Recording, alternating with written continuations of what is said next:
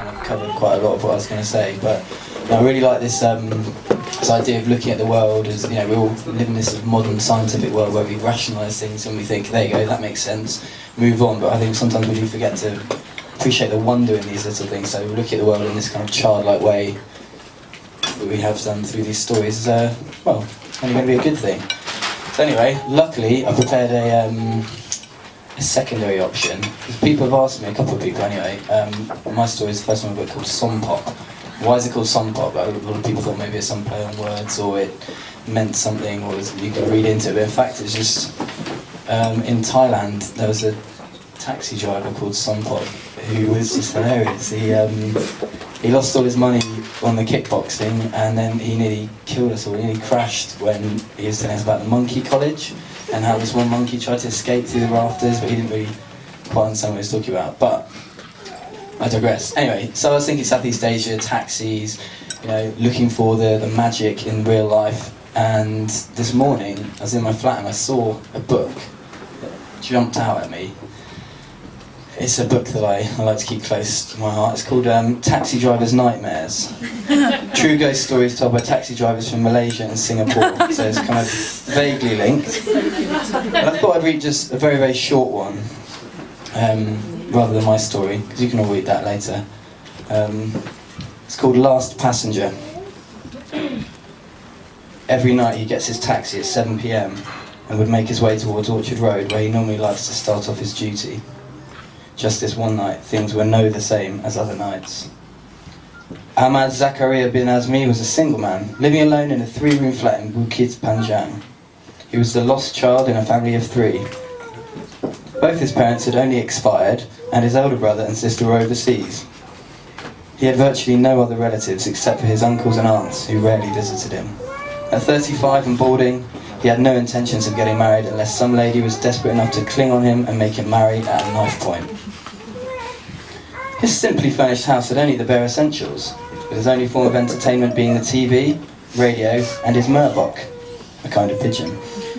He didn't have to earn much to support himself, so that gave him the opportunity to choose his customers. There was this particular day when everything he did seemed to go wrong. He woke up, and falling out of his bed, he pricked at himself while shaving, and his morning papers for the day were not delivered. He was cursing and swearing when he accidentally knocked down his cup of coffee. He wondered out aloud as to what else would go wrong.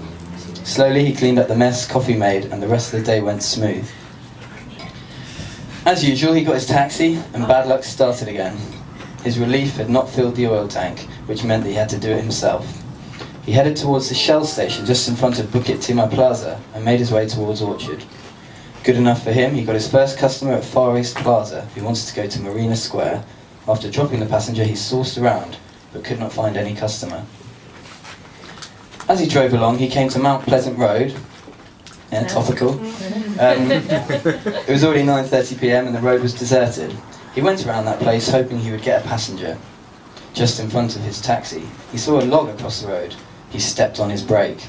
The car behind him screeched to a halt too. As it would. Suddenly he realised that it was a large snake and not a log. It was the size of a tree trunk. As he got out, the snake disappeared.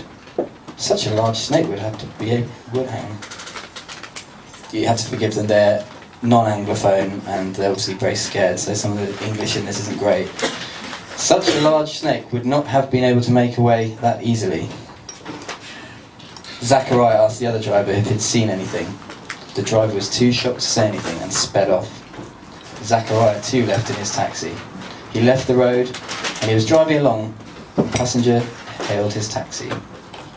He was happy and stopped in front of the lady. She was a very beautiful Malay lady. He had never seen a very beautiful lady before. He could not help looking at her every now and then in his rear-view mirror.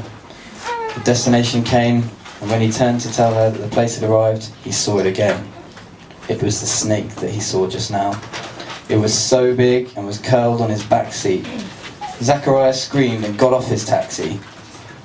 He looked into the taxi again and saw that it was okay. That was the last passenger for the night, as he went back home after that. All his bad incidents stopped right after that. Up to date, he still wonders if what he saw on that night was for real. Nobody knows. Thank you very much. The next step is Lazy Gramophone.